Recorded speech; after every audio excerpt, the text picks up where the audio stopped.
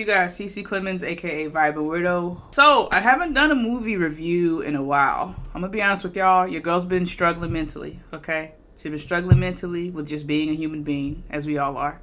But also just like imposter syndrome, like really heavy. We're struggling with that pretty heavy recently. And we just kind of getting serious. But yeah, imposter syndrome and like overthinking, and it's kind of just like paralyzed me for a minute, if I'll be honest with you. So I apologize if I have done these in a while. I do want to get back into them. I absolutely love movies and love the experience, and I do want to share that with you guys. As long as you guys want to keep watching it, I'll keep doing it. So I'm gonna do a movie review of Knock at the Cabin. Now before we get started, first of all, I know I haven't done movie reviews in a while, but let's talk about January. Like, January was pretty lit for movies. Like, I've been going to the movies for years, several years, more heavily over the last, I'll say honestly, over the last probably 3 years, I've been going probably more heavily than I have before, especially after COVID. Been just catching up, making up for lost time. But yeah, January had like a whole bunch of just busting films, like busting movies. I was just like, wow. The start of the year usually doesn't have movies that just hit like this and then consecutively. So first of all, I rewatched Avatar: The Way of Water. That was an amazing film. I watched it twice. No, I watched it 3 times, actually. Third time I watched it with a friend. And it's crazy that even watching it for a third time, I still enjoyed it, like, thoroughly. Like, I wasn't bored. I wasn't tired. Still lit to me. And then Megan. Megan was hilarious. I loved it. I watched that twice. Plane was a movie with Gerard Butler. And I don't know his name, but he's from Luke Cage. But that was awesome. That was a dope film. I love that movie as well. Missing was probably the best movie for me for January. That movie was really dope. I watched that twice.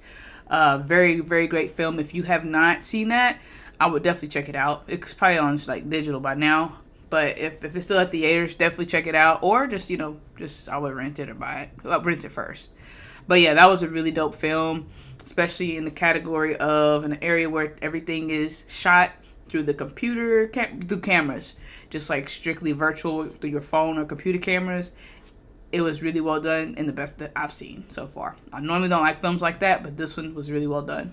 The Whale. Now that came out later for my movie theater. But that was a very moving performance. Made me cry for sure. It made me reflect just on personal things. So The Whale was a really great movie. If you're looking for good drama and just great acting, absolutely. And I'm not a big drama first person. I like action. I like things to be going crazy. I like ratchet things. I like to laugh. I love to laugh. Yeah, I mainly watched it to support Brandon Fraser and Sadie Sink. Whoop, whoop. And it turned out to be an amazing film. So very well done. Believe the hype on that one. Believe the hype. Yeah, and that's it. I watched 80 for Brady. That came out this month in February. I didn't think it was going to be that funny to me. I just kind of watched it out of boredom. And it was awesome. I loved it. And I may actually watch that one a second time because that was just a hilarious film, and it had a great cast, comedic lines, and everything was awesome. So yeah, definitely loved it. So now I did my whole little spiel about movies I've seen over the last month. Sorry, I had to kind of catch up, give you guys a quick recap of that because I haven't done this in a while. But Knock at the Cabin, I really enjoyed the movie. Yeah, I mean, I liked it. Love is a strong word that I will not choose for this movie. So you have a gay couple and their daughter. They are at this cabin, and then these 4 people, this dude, Dave Bautista, freaking huge monster of a man. Love Dave Bautista, wrestling days, growing up, childhood, let's go. I loved him though. Anyways, love Dave Bautista. But him and like 3 other people are like, hey, you guys need to make this crazy, terrible choice to end the apocalypse. And like, you have me messed up if you come to me with something like that. So it's pretty much the reactions of the couple and like, I guess their viewpoint on it and trying to survive this moment, this situation with that's at hand. With these people with weapons saying, hey, you got to make a choice. Like, what the heck? So that part is kind of crazy. And it's like a lot of disbelief with it. It's like, man, this isn't even real. You guys are crazy. You're psychotic.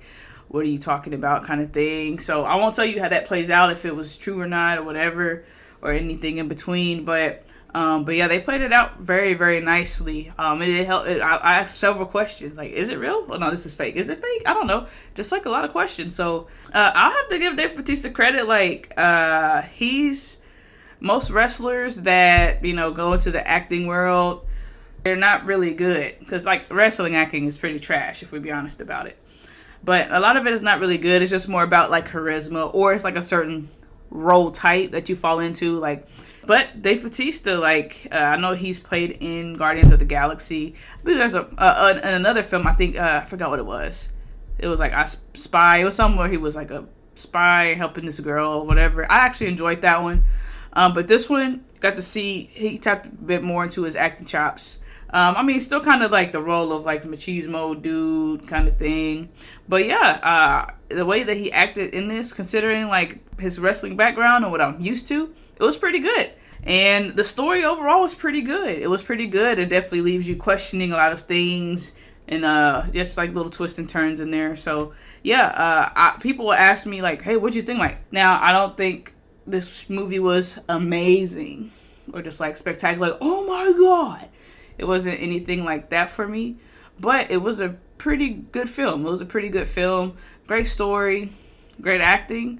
And yeah, I think it's worth the watch. Do you have to watch it? No. This is something I feel you need to watch. Like certain films I may have recommended. No. But it's a good film and it's a good time. You won't be disappointed, but you're not going to be like blown away or amazed. But if you're looking to have just a good time, watch a movie and just see something that's quite entertaining, go for it. I would definitely check it out. So yeah, those are my thoughts on it. Yeah, and there's probably like a lot of other little things in there that I probably missed because I'm not that kind of human. So if you're that kind of person, then you may catch those things and have a way better experience than I did. So that is all, you guys. So that is my thoughts on the Knock at the Cabin movie. And then, of course, like a little recap of other movies I've watched over the past 30 plus days. So yeah, let me know what your thoughts are if you've watched it or if you're going to watch it. Any other recommendations, feel free to drop them in the comments below. Don't forget to like and subscribe if you're new. Drink your water. Hold on to your butt. Yes, I said hold on to your butt. So here's the thing. I say hold on to your butt to my sister every morning when I drop her off to school. I heard it. I think it comes from Jurassic Park, Jurassic World or something. I actually looked it up. But it's this dubstep song I listened to several years ago. And then they used to hold on to your butt. And then like went to the drop. And I was like, I like that. That makes no sense, but it makes perfect sense as well. So ever since, well, I've been doing it heavily over the last year, just like hold on to your butt. So I tell her that, so like why not tell you guys that, like I could not, but I could also, yes. So you're welcome.